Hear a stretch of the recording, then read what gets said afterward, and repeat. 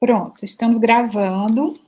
Boa tarde novamente a todas as pessoas que vêm participar, então, da segunda aula do nosso curso de extensão, Psicanálise, Teoria e Questões Filosóficas, curso promovido pela Universidade Federal de Lavras.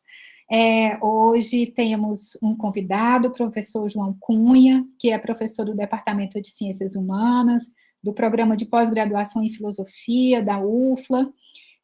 Professor João, ele é pesquisador do idealismo alemão, especialmente das obras de Kant e Fichte, e ele trabalha há muitos anos com a disciplina de filosofia antiga, sendo aí um grande conhecedor da cultura grega. Agradeço enormemente a sua colaboração, João. Estou animada aqui para assistir a sua aula. Desculpa, é que eu tenho que permitir aqui as pessoas entrarem, que ainda tem gente entrando, mas, ok, fico atenta. A aula do João, ela se chama, então, Marie Delcourt, Édipo, ou a Lenda do Conquistador.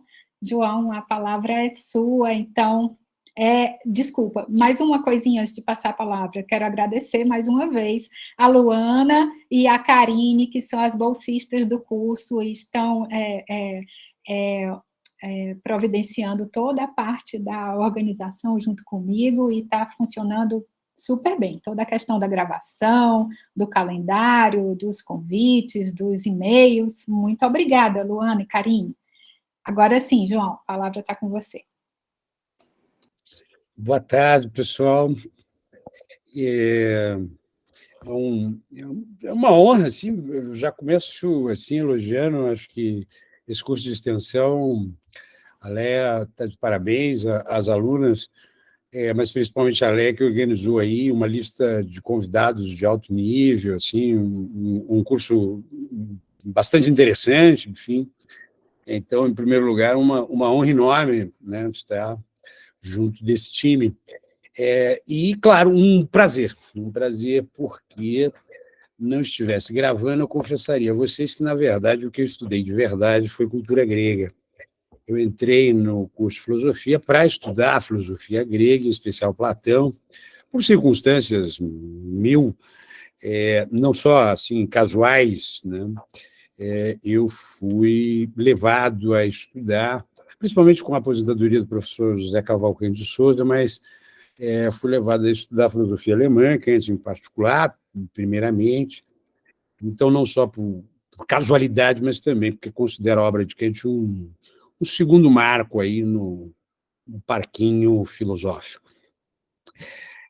Pois bem, mas sempre me dediquei à cultura grega, enfim, e não só por interesse assim, meio diletante, mas também profissionalmente trabalhei com filosofia grega nos N lugares onde já dei aula. Eu sou meio velho, já tenho os seus 30 anos de magistério, né? Então, pois bem, quando a Léa me propôs o tema, claro, um tema que me interessa, né? O Édipo, conheço muita coisa, sempre, desde o primeiro ano de graduação, sempre me dediquei a isso, fui estudar grego, enfim, era o projeto original, mas fui procurar alguma coisa que tivesse um link com Freud e caiu nas minhas mãos um livro que me chamou a atenção. Inicialmente, não. Inicialmente, ele caiu nas minhas mãos, na verdade, porque o prefácio de 81, houve uma segunda edição, por ocasião da morte da autora, né, Marie Delcourt, de um sujeito que trabalha psicanálise, depois a Leia pode falar dele para vocês, eu não conheço exatamente assim, o estatuto, enfim, de quem se trata, mas é Konrad Stein. Ele faz um prefácio falando do Freud, e por isso o livro apareceu na minha pesquisa online, nos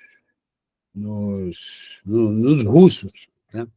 Pois bem, e aí eu comecei a ler, e assim eu tenho uma certa antipatia por quem gosta de defender autores, sabe? Então, quando eu começo a ver que o cara quer defender a todo custo um autor, seja ele, né, não é porque é Freud, mas qualquer autor, eu causa uma certa antipatia, e aí eu pulei para a primeira página do livro e li uma das coisas que mais me impressionaram. O livro original é de 44, ou seja, ele é anterior à Antropologia Estrutural do Lévi-Strauss, ele é uma obra ou seja, os marcos do estudo de tradição religiosa e cultural não estavam estabelecidos, assim, digamos. É claro que havia estudos, né? Ela cita, inclusive, Fraser e tal, mas isso ainda era imiscuído por uma série de juízos morais, etc., você não tinha uma metodologia mais rigorosa. Mas, na primeira página, eu leio uma das coisas que mais me impressionaram, em primeiro lugar, porque eu nunca tinha ouvido falar desta autora.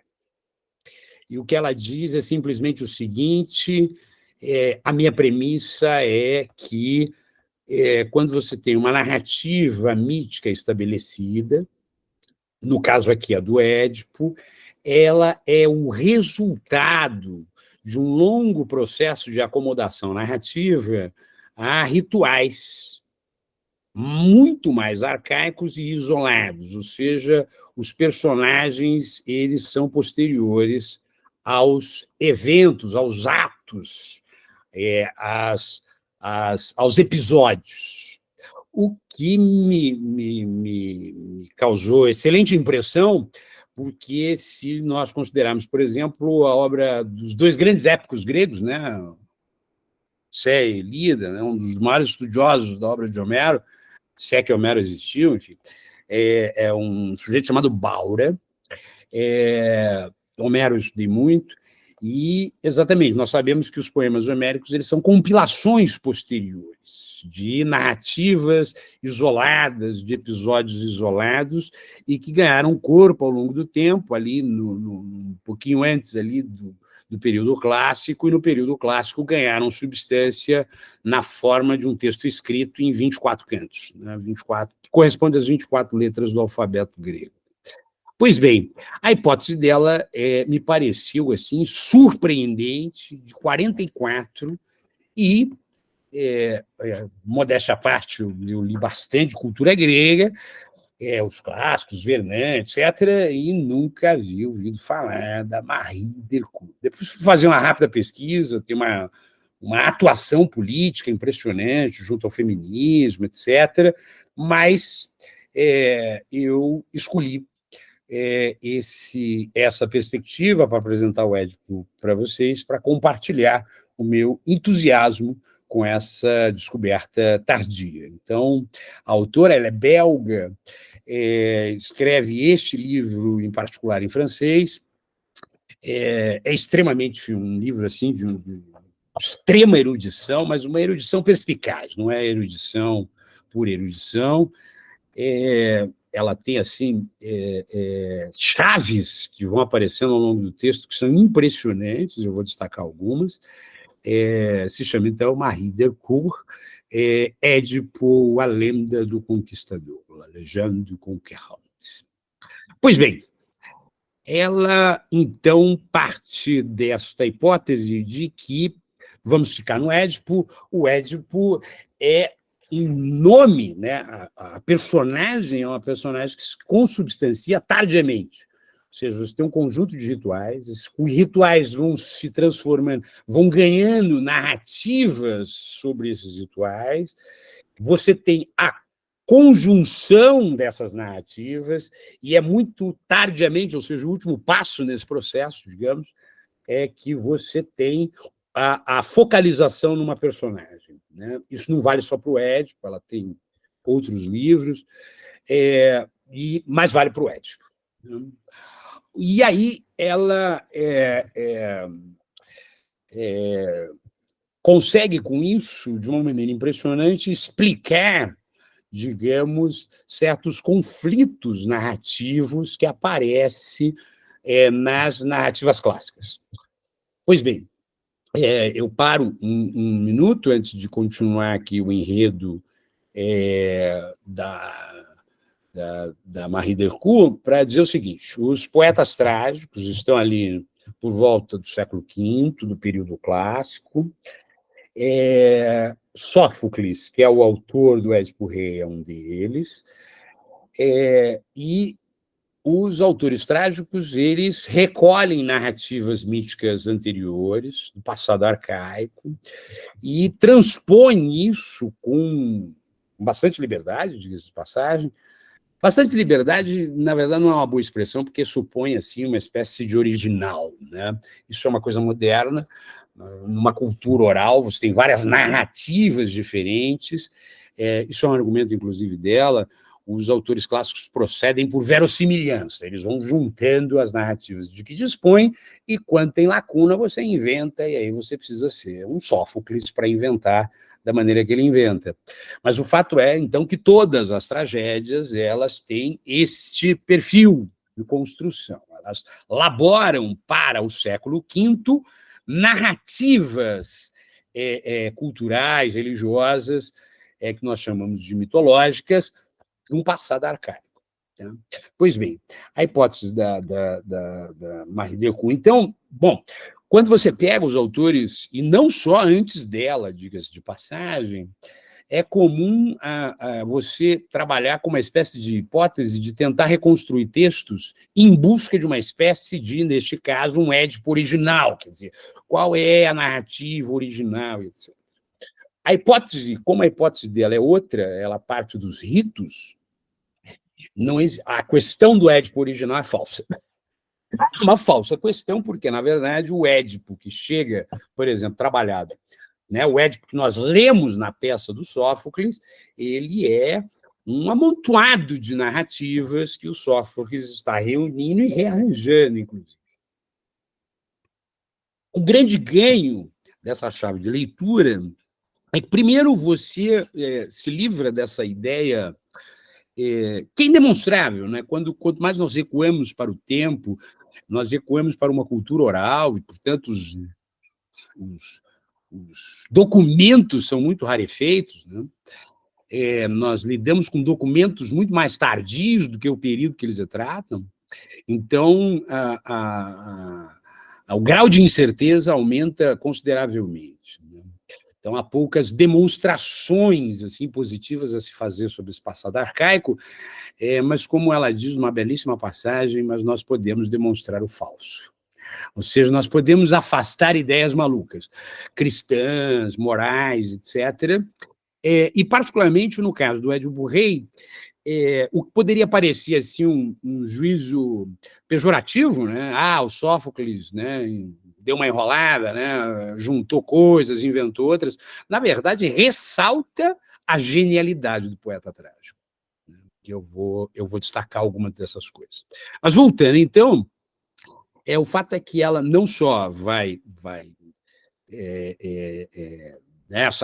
essa ideia geral de que os poemas trágicos, né, as tragédias, elas são reconstituições de narrativas muito mais arcaicas, mas ela radicaliza a hipótese, ou inverte a hipótese, na verdade, de que essas narrativas são narrativas que são antecedidas por rituais e que a sua conjunção ela se dá antes do Sófocles, né?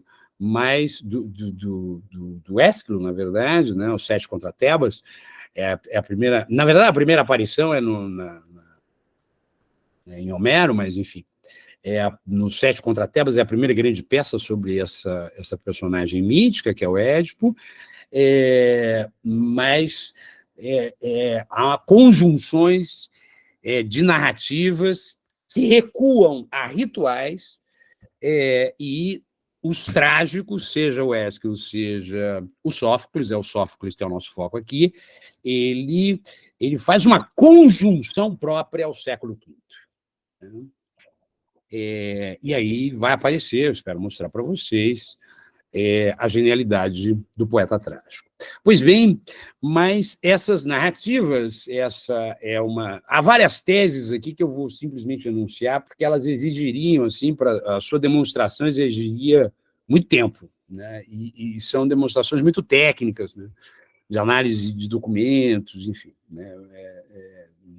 Mas, enfim, ela parte de 5 narrativas fundamentais. O livro está dividido em 4 capítulos, depois tem alguns apêndices, mas 4 capítulos, mas esses 4 capítulos, cada um deles tem um núcleo narrativo específico, mas que podem ser desdobrados em outras partes, por isso ela fala em 5, depois eu explico melhor, por isso 5 narrativas e 4 capítulos. Mas dá para desdobrar isso de diferentes maneiras. Mas o fato, então, tinha determinados ritos que tinham um certo sentido cultural, religioso, político. Esses ritos, eles são legitimados com narrativas, são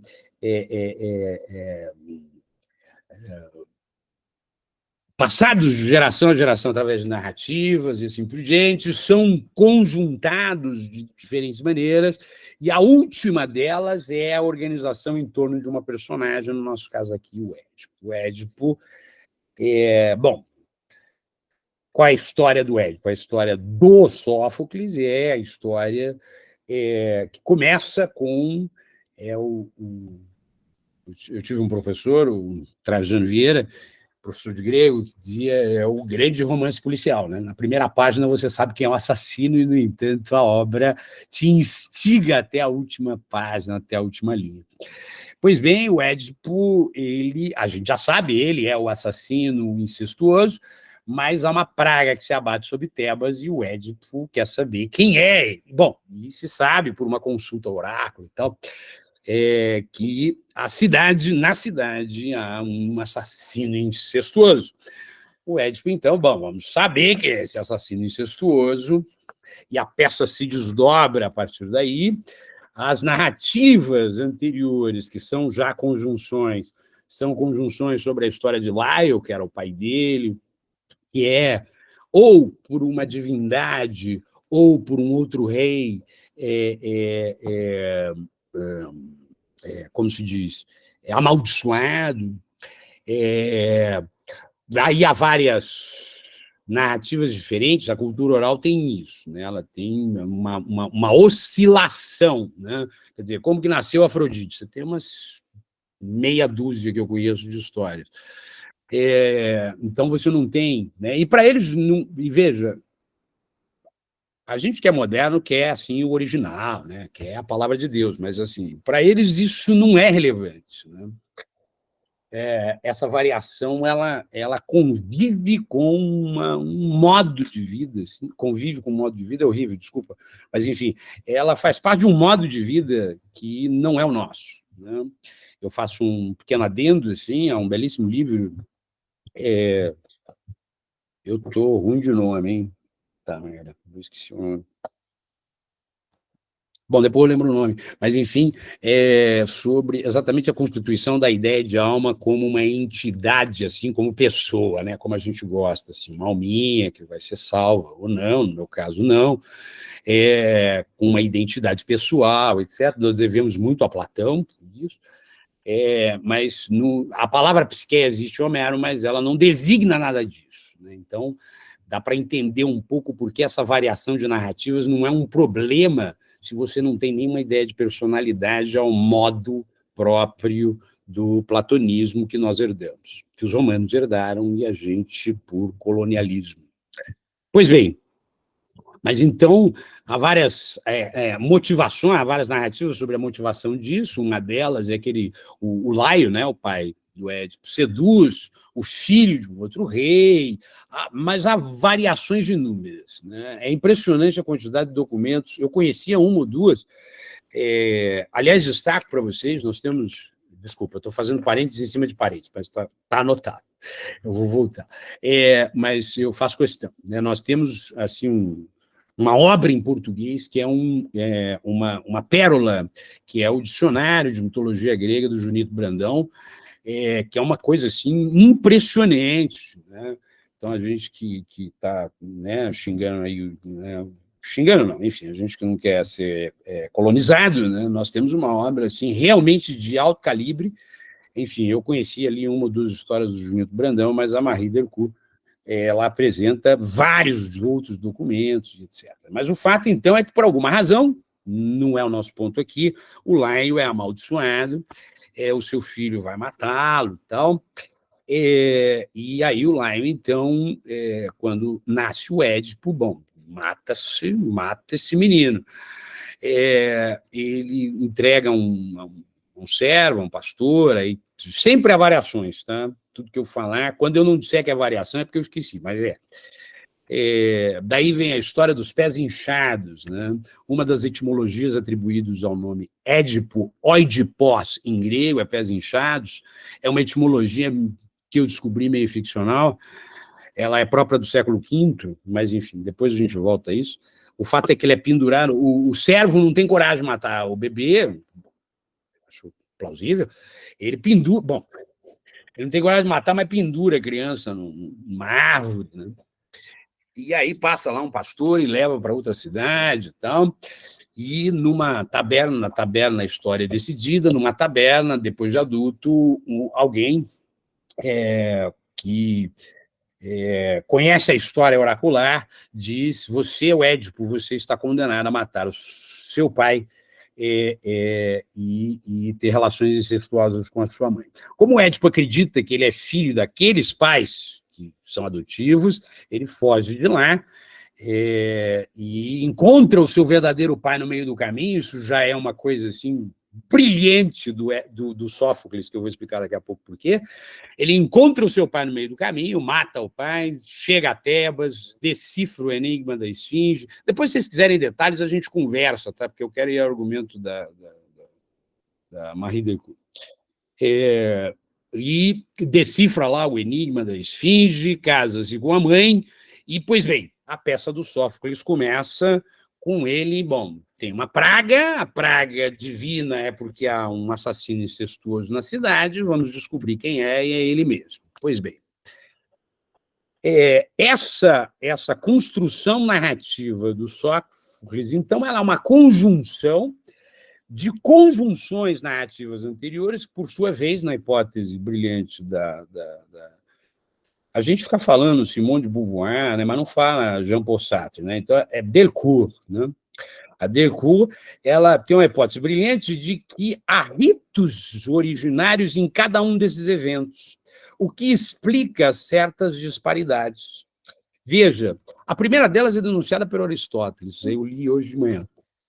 O Aristóteles diz, bom, os deuses demoraram 15 anos para castigar, porque o Édipo toma o poder, né, e depois de 15 anos os deuses resolvem jogar uma praga na cidade, que havia um criminoso um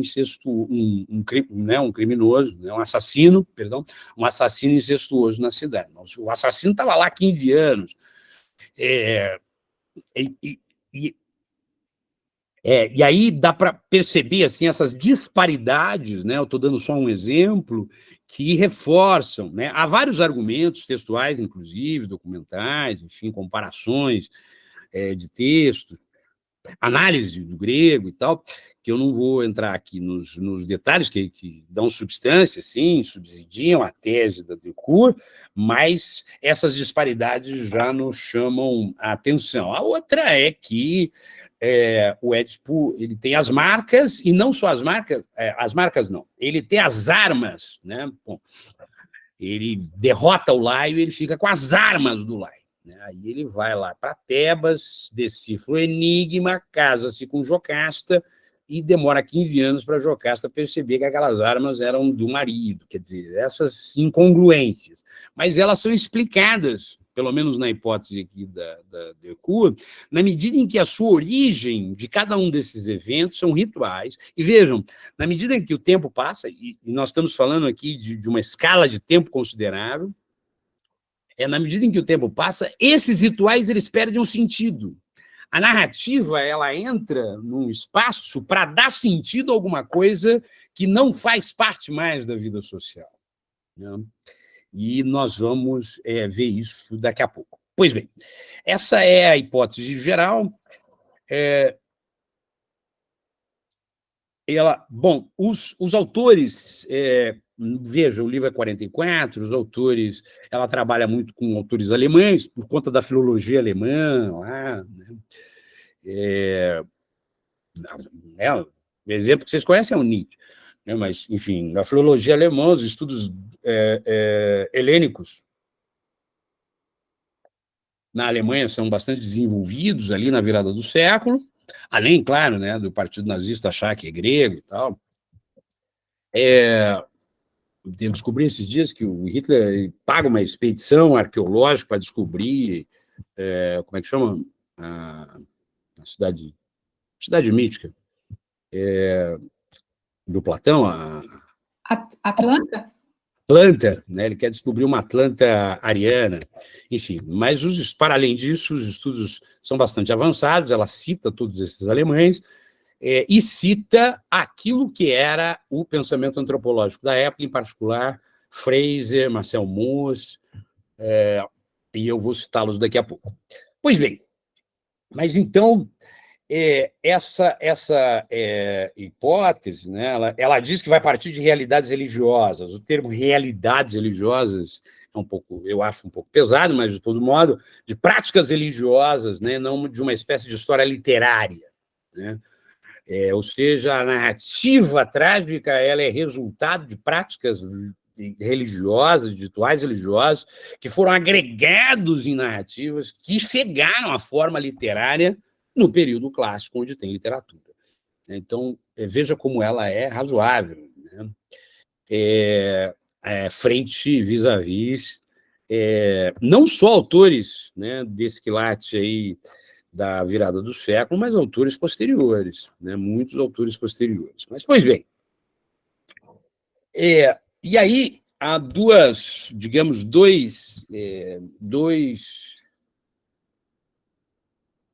consequências dessa inversão, né, da hipótese da Delcourt, ou seja, partir de rituais que se passaram a narrativas e assim por diante, como eu já expliquei, e não de uma história literária, significa, então, eu já enunciei, ou seja, a pergunta pela narrativa original do Édipo perde a razão de ser, necessariamente ela é posterior, ela é um agregado posterior, a personagem é a unificação última dessas conjunções.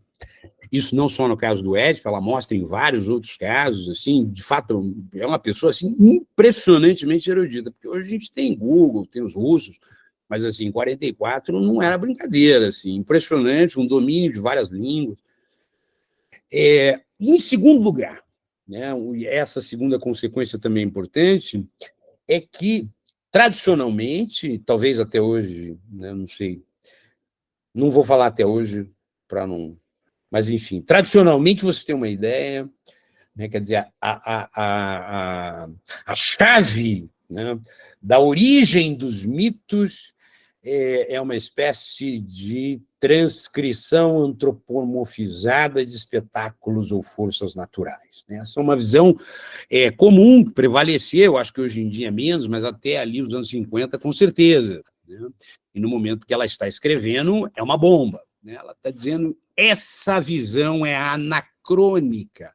Ela é anacrônica porque ela pressupõe unidades que você não pode pressupor numa cultura oral. Ela dá vários exemplos, e aí é isso, né, que eu dizia, é usar a erudição a favor assim, de uma perspicácia argumentativa, e diga-se de passagem, né, outra coisa que me impressiona, assim, ela não faz muito 9 horas para fazer a crítica, quer dizer, ela faz toda a reverência, né, a Fraser e tal, aos filólogos alemães, mas ela não tem muita cerimônia para dizer que está errado, né? Ela não fica assim de muita conversa, não. Ela diz está errado e pronto, e está errado, e nesse caso ela é taxativa. Olha, o que se diz sobre isso não pode estar certo, porque você é anacrônico, você está transpondo para uma cultura oral premissas que são incompatíveis com a tradição oral. Pois bem, essa digamos, são as premissas fundamentais. Quais são, então? Né? Quer dizer, os rituais propriamente, né, nós estamos aqui num nível arqueológico que recua absurdamente no tempo, então, assim, né, nós temos indícios arqueológicos, mas, né, e ainda mais em 44, né, mas as narrativas sobre esses ritos nós temos. Né? E aí ela recolhe, de uma maneira homérica, para brincar com os termos, 4 ritos fundamentais caracterizam, e aí não só a cultura grega, ela dá exemplos hebraicos, indianos, enfim, A bicha tinha uma erudição danada. Mas, primeiro, exposição do recém-nascido, combate contra um monstro, união com a mãe. Tem a luta contra o pai, mas nós vamos dizer que ele é um desdobramento da luta contra um monstro. Tá? O pai é um monstro aí para agradar o... Pois bem, o primeiro ato, né, quer dizer, o Laio, né, ele foi amaldiçoado por narrativas que eu não vou, né, senão a gente vai voltar ao Gênesis, vamos para frente. Né, mas, enfim, o Laio, sabendo da maldição, ele envia, então, né, pede ao vassalo lá, o servo que mate o filho, o servo não mata, tal, mas essa exposição do recém-nascido é um tema, que depois vai ser juntado. É um tema. Esse tema ele repercute em várias outras narrativas, e aí ela traça os paralelos. Pois bem, então, a primeira caracterização do Édipo, como Óidipus, como pés inchados, faz parte de um ritual, que é o ritual de você isolar o recém-nascido. Isolar o recém-nascido ou, né, por... ou não. Fundamentalmente porque, em geral, se tratavam de recém-nascidos com alguma característica física, com alguma característica deficiente física. Isso era entendido na religiosidade, enfim, na cultura arcaica, como uma maldição divina. E a maldição, ela pega um indivíduo que é o bode expiatório, né? Ele é o sino do conjunto social. Então, você precisa isolá-lo. Mas, ao mesmo... sim, são dois, sim. Desculpa. O outro lado disso é o rito de iniciação do herói. Ou seja, se você quer ser rei, se você quer mandar, você tem que fazer um negócio difícil. Né? E há várias histórias sobre isso. O segundo é o combate com o monstro, que faz parte da tomada de poder, faz parte de uma disputa de poder, ou seja, quer dizer, você, para legitimar o poder, você tem que se destacar. Para se destacar, você tem uma iniciação dura, como essa, né? Ou no mar, né? Ou em um caixote no meio do mar, ou na montanha, no caso do Édipo, na montanha, mas você precisa também lidar com uma força maior que você, né? Isso que que ela chama de combate contra o monstro. E o último elemento da peça é a união com a mãe, e eu já falei um monte, né? Deixa eu resumir. Olé, como é que está o tempo? Tá tranquilo, são 4h38. Você pode falar até umas 5h10, como preferir, fique à vontade. Tá.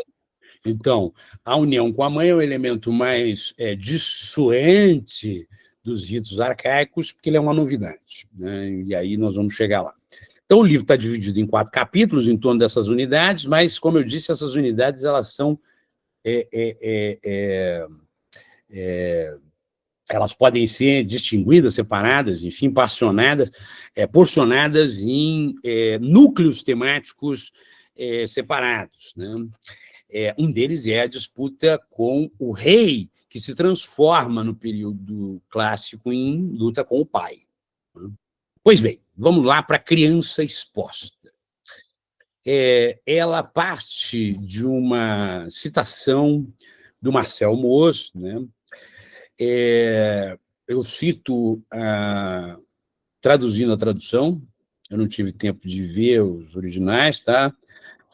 Tradução dela, do Marcel Mauss, que diz o seguinte: puro e impuro não são elementos que se excluem, mas 2 aspectos da realidade religiosa, forças religiosas que podem se exercer ou para o bem ou para o mal. Daí está, claro, o Mauss está falando em termos assim, antropológicos mais gerais, ela aplica isso ao cenário grego, E o grande elemento aí é você recorrer à língua, né? Não a etimologia inventada do Heidegger, mas a uma etimologia de verdade, que é a ideia, foi muito explorada no século XX, que é a ideia de fármaco. Né? A ideia de fármaco é o remédio que é veneno. Isso foi muito explorado como a palavra. Né? A palavra do Gorgias é um fármaco, ela serve para o bem e serve para o mal. Então, a criança exposta, ela pode ser o mal, ou seja, ela pode ser o signo de um expurgo social, mas ela pode ser o bem.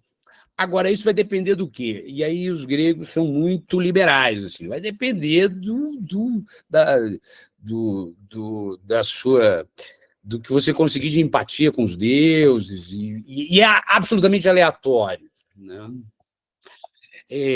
Então, é um duplo processo. Vejam, não são situações, não são rituais necessariamente distintos, percebe? São situações que se mesclam com esse duplo aspecto aí de que fala um moço, né? Ou seja, se não der certo, ou seja, se nenhum deus te ajudar, você vai perder. Né? Isso para os gregos era muito claro, né? Sem os deuses, você não faz nada. Então, se você tiver a empatia de uma divindade, vai dar certo, ou seja, você vai se transformar num herói e aquela exposição vai se transformar num processo de educação, né, de um ritual para você se tornar um herói. Se não der certo, você é a criança que foi expurgada para livrar a cidade de algum mal. Ora, então, a primeira unidade narrativa do Édipo é uma unidade compartilhada por diversas narrativas do período arcaico, são reunidas, né, narrativas posteriores, inclusive pressupostas pela narrativa do Sófocles, na peça trágica do século V do Sófocles. Mas aí ela tenta, digamos, ela tenta desmontar, né, o que, em princípio, parece uma totalidade. Ela tenta mostrar que só pode ser fragmentário aquilo que vem de uma cultura fragmentária, que é próprio de uma cultura oral. O que me parece assim muito mais razoável do que tantos machinhos disseram antes, machões. Né? A segunda unidade, né, é a morte do pai. Né? Que, como eu disse, a luta com o monstro ela se desdobra em vários aspectos, ela vai enfatizar a morte do pai porque ela quer xingar o Freud. No fundo, me parece que é isso. Quer dizer, xingar o Freud não, ela quer se contrapor a uma visão que ali na virada, início do século, é corrente, mas que, na verdade, constitui um anacronismo. O anacronismo está no fato de que, quer dizer, eu faço um resumo e depois essa página eu faço questão de ler, enfim, né, para dar elementos aí para o viés do curso aí, né, para a Léa poder falar, que é o seguinte, você tem um ritual arcaico, né, que o princípio de sucessão do poder é pela morte. Ou seja, o rei velho morre para o rei novo ascender. Não pode ter dois reis, não pode ter duas cabeças. E isso, vejam, se você pega as narrativas de Hesíodo já está lá na frente, tá? A teogonia é isso. Né? Você tem uma sucessão de deuses, né, de filhos matando os pais para a tomada do poder. Isso aí simboliza e sintetiza, num período já médio, né, esses rituais mais arcaicos, que era esse princípio de sucessão do poder, que é o princípio pela morte. Mas não necessariamente do pai. O princípio da sucessão por hereditariedade ele é um princípio posterior, já presente no Hesíodo, que está ali, sétimo, né? Putz, agora não sei. Mas, enfim, é posterior. Ora, o interessante é que no Sófocles nós temos as duas coisas, né? Ou seja, nós temos um ritual lá na origem que foi transformado numa narrativa e que o Sófocles tem que fazer alguma coisa. O que ele faz? Ele faz aquilo que O que um grego do século V entende, embora eles já estão ali vivendo no regime democrático, não tem mais o basileu, mas, quer dizer, tem o basileu, mas com uma função religiosa específica, não é o rei ao modo de Agamenon, Aquiles. Ele precisa adequar uma coisa a outra, e aí a morte por sucessão, que é a origem ritualística, se transforma na morte do pai. E aí vem a passagem, essa passagem eu acho que é interessante. Liga dele.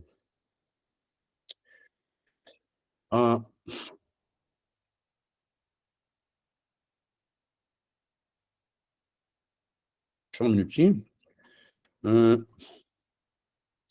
Estava separado, mas eu abri tantas janelas, é uma bagunça. O ponto fundamental é o seguinte.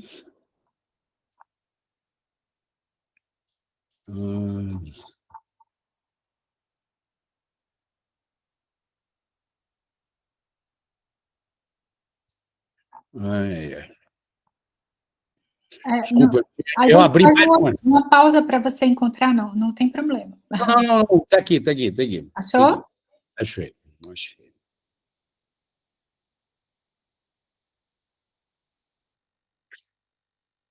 Ela está citando um desses autores, nesse caso em inglês, da tradição de helenistas, né? E aí ela faz uma crítica a esse autor, ela faz uma longa análise do argumento desse autor para chegar ao seguinte resultado. O problema da hipótese desse autor é que todo o argumento está fundado sobre a ideia de família. Agora eu vou fazendo uma tradução meia-boca aqui para a gente conversar. Aí ela põe o parágrafo, que eu acho que ela escreveu o livro para isso. Freud, estou brincando, hein? Eu gosto de brincar. Quem não me conhece vai achar que é. Freud aplica um método tão diferente quanto possível àquele de Potter, uma vez dá lugar a estudar os episódios periféricos, etc. Enfim, né, ele né, vai para outro lugar em vista dos seus interesses, ela já comentou em um outro momento. Entretanto, ele parte do mesmo pressuposto, uma vez que admite, como demonstrado, que o nó primitivo dos contos ou narrativas é a luta de um pai contra seu filho. Para ele, os mitos advém de tendências mais profundas do homem, a saber, o amor da criança pela mãe, pelo pai, um sentimento ambivalente e tal. Pois bem, a lenda tebana, ela diz, ela que está dizendo, o Cliff, né, como é que chama isso? A pedra de toque, né? A pedra angular de sua teoria, sobre a qual eu voltarei lá no final do livro. Eu acho que ela força aí, né?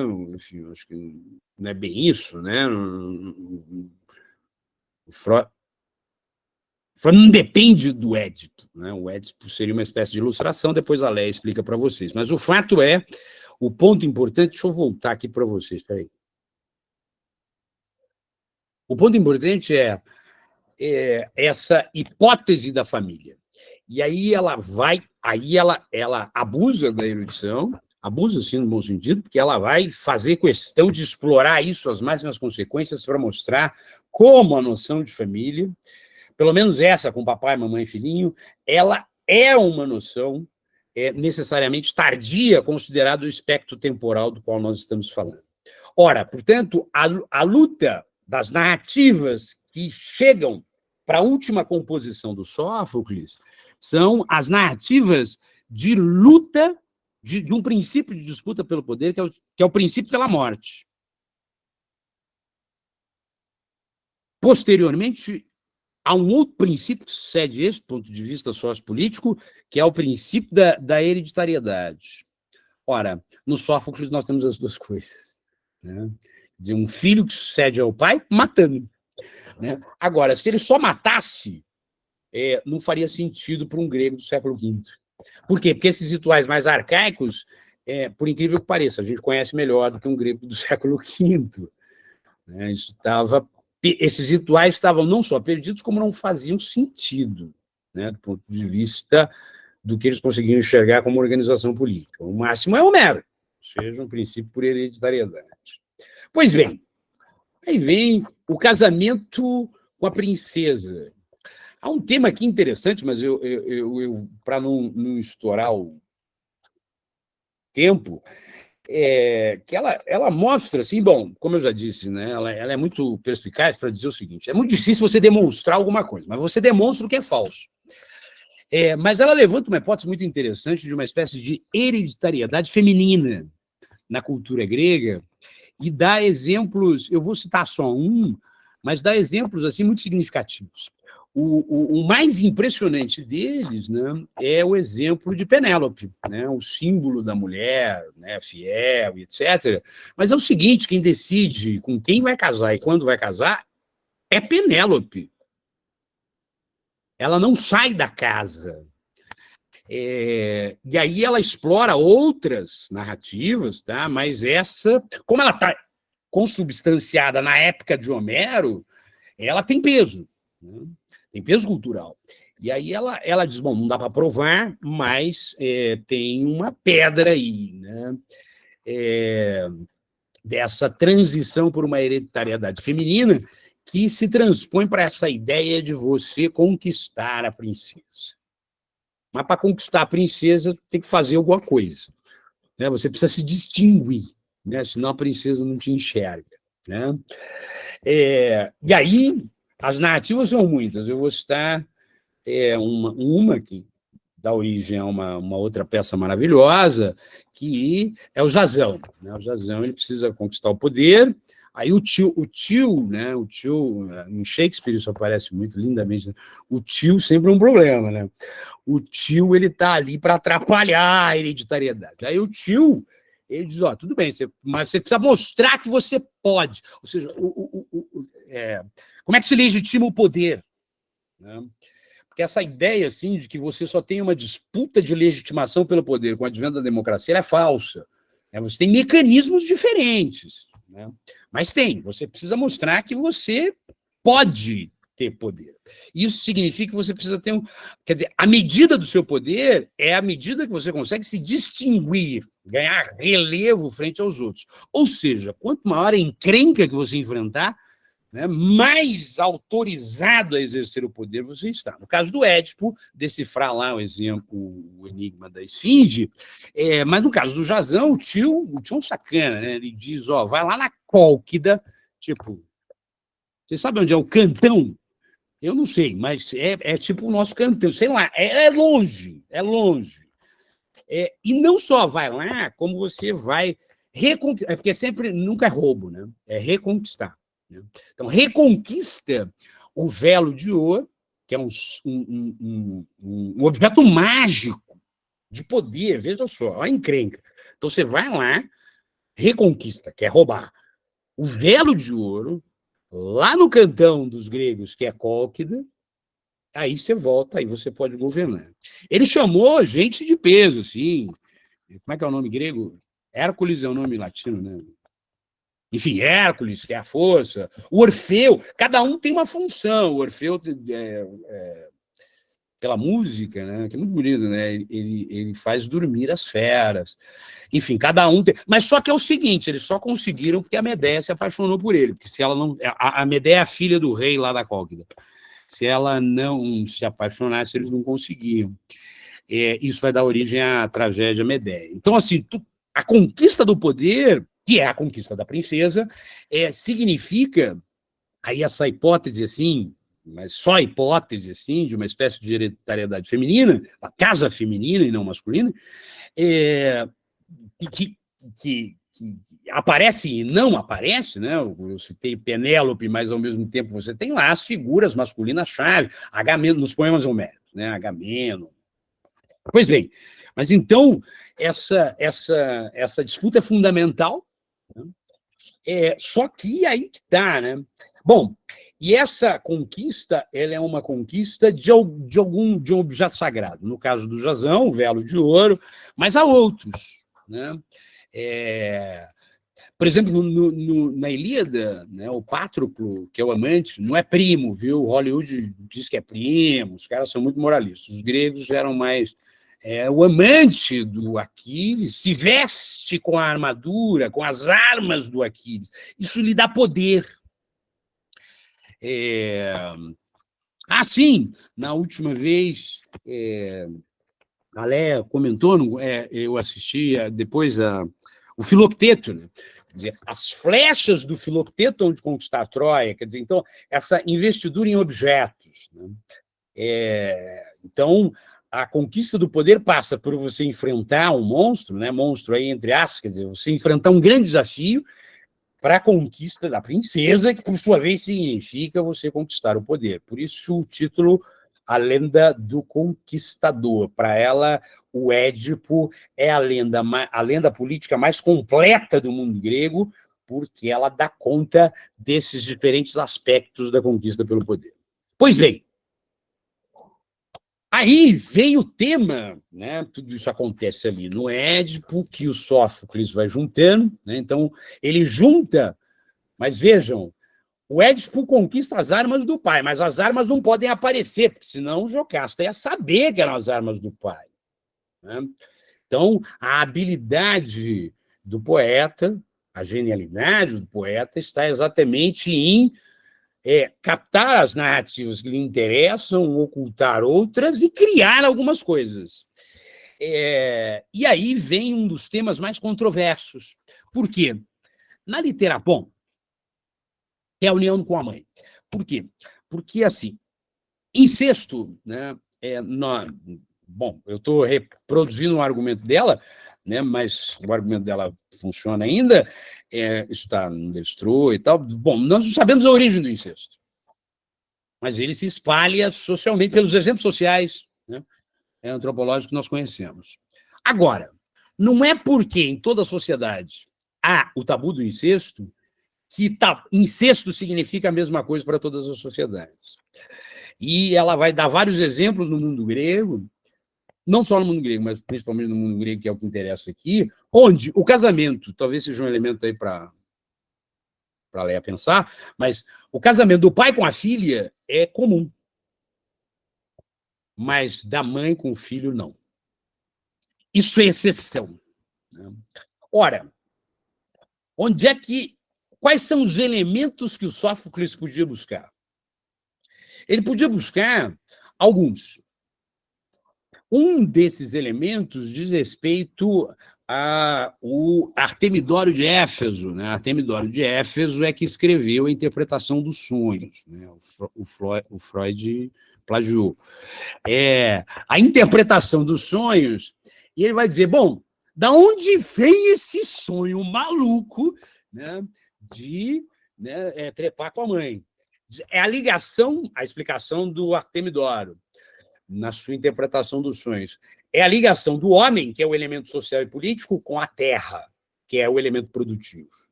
Aí ela dá alguns exemplos, mas eles são insuficientes. Agora, o Sófocles tem que dar um jeito nisso, porque é uma ideia, assim como o parricídio, o incesto é uma ideia que causa asco nos gregos do século V. Para os arcaicos, não, porque não tinha família, né? Você mata quem está no poder para você conquistar o poder, mas enfim. Pois bem, mas nos versos 977 seguintes, o Sófocles coloca na boca de Jocasta a afirmação para o Édipo. O Édipo está meio desesperadão, aí ela, meio mãe, meio mulher, né, que às vezes se confundem, diz... Bom, muitos homens já sonharam com isso, meu filho. Meu filho é minha. Aquele que considera isso como sem importância, este mesmo é quem suporta a vida mais facilmente. Só um minutinho que aqui tem que pegar o... Ó. É bem abstrato, tá? São pronomes bem abstratos, mas aquele que é parar o denesti, ou seja, aquele que incendo, parar, incendo, paralelo, né, em sendo fora do caminho, em sendo desvio, em sendo principal para o destino, ou seja, quem coloca isso fora do cerne, né, da rota, rasta tompion fere, enfrenta a vida com facilidade. Aí o Édipo. Brilhantes palavras. É tudo belíssimo. Belíssimo. Não fosse viva minha mãe. Como ela é viva, eu, como é que diz? Estremeço. Embora belas palavras dizes. Pois bem, o Sófocles põe isso ali. Explicação que não é definitiva. Vejam, o título da peça é Édipo Tirano. Tá?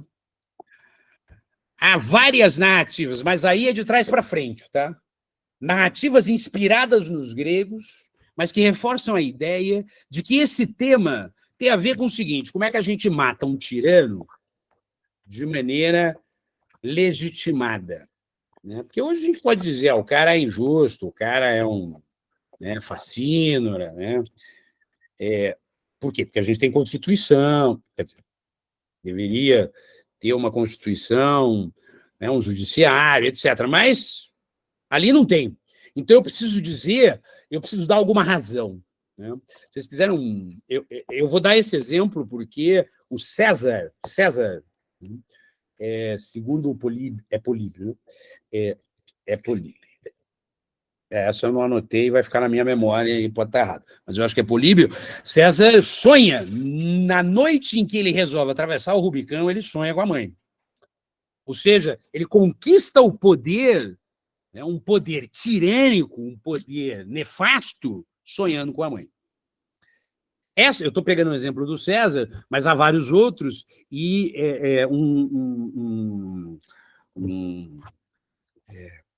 pela seguinte razão, né? No Shakespeare, no Júlio César do Shakespeare, isso aparece, aliás, no Marco Antônio, isso aparece assim brilhantemente. Quer dizer, eu preciso. Por que o Brutus dá a palavra ao Marco Antônio? Porque o Marco Antônio tem que falar, o povo está lá, ele precisa de uma razão pela qual se mata o tirano. Né? E aí ela vai reunindo essas narrativas para tentar mostrar que essa unidade temática ela entra num período já tardio, né, num período já da polis grega instituída. Por quê? Porque quando aparecem os tiranos, né, agora não é mais o Basileu, né, do período arcaico, né, mas é um tirano que avança sobre o poder, e aí essas narrativas têm a ver com isso. E tem a ver com isso, voltando aqui à fala Jocasta, né, que diz a Delcourt que é uma ironia trágica, e agora eu vou ressaltar o brilhantismo do poeta. Né? Por quê? Jocasta, ela não crê nos oráculos, quer dizer, não crê, ela dá pouca... ela não é assim, né? Católica de missa todo domingo e tal, não se confessa. Né? Por quê? Porque ela os acusa de obscuridade, desde o início da peça, inclusive. Né? Quando o adivinho cego, desculpa. O Tiresias. Tiresias, obrigado. O Tiresias diz que o oráculo disse que é melhor parar com essa conversa, porque, enfim. Mas ela vai acusando de grande... Então, mas ela se utiliza de uma expressão oracular, que é esse sonho analisado lá pela Artemidoro. Quer dizer, ela personagem do Sófocles, né? Se utiliza dessa expressão para tranquilizar o filho, o marido. Né? E ela pretende afastar com isso, na interpretação brilhante do Delcourt, e aqui, no caso, a interpretação da genialidade do Sófocles, que ela mobilizando isso, por quê? Porque o que vem junto com o sonho com a mãe e o poder? A morte. Eu dei o exemplo do César, mas há outros. Ela quer afastar isso. Vejam. Então, ela diz, quem não leva isso muito a sério, leva a vida melhor. Ora, mas o Édipo, o público de Sófocles sabe, né? E o Édipo também, por isso aquela resposta, são palavras belas. Mas a minha mãe é viva. Quando a conquista do poder se vincula a uma união com a mãe em sonho, isso diz respeito, digamos, a uma conquista do poder que pode passar barato, ou seja, ela pode resultar em alguma coisa que não seja nefasta. Mas como, no caso do Édipo, ela é real, ela resulta em algo nefasto, que é isso que ele diz como resposta. E isso tudo é a construção que o Sófocles tem de fazer em cima de um elemento que não existia, porque simplesmente não tinha família. Era só conquistar a princesa. Tudo bem, tem que vencer uma esfinge, tem que ir para a Cópida, mas era só conquistar a princesa. Pelo menos em quem vive no século V, esse destino é trágico. É isso que é o poeta. Né? Para concluir, agora acabo, já 5:05, voltando ao começo, eu só pretendi, agora eu vou ler, me dê licença, eu só pretendi, o resto eu não li, porque senão a gente ia ficar até umas 10 da noite, eu só pretendi compartilhar com vocês um dos livros, talvez o livro mais brilhante que eu já li, não apenas sobre Édipo, mas sobre as narrativas míticas gregas. Modéstia à parte, sendo um conhecedor do assunto de longa data e apaixonado à busca, senti como obrigação de ofício, responsabilidade civil e dever moral, moral no sentido daquela formulação do imperativo categórico de respeito pela humanidade.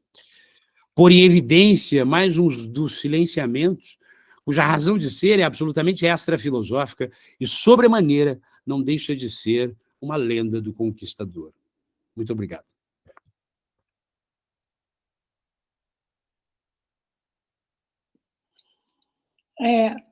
É uma aula muito rica. Muito obrigada, João. Belo trabalho. Pessoal, eu vou interromper a gravação agora para que possamos passar para o debate. Agradeço mais uma vez, João, em nome de toda a equipe do curso. Imagina. Prazer.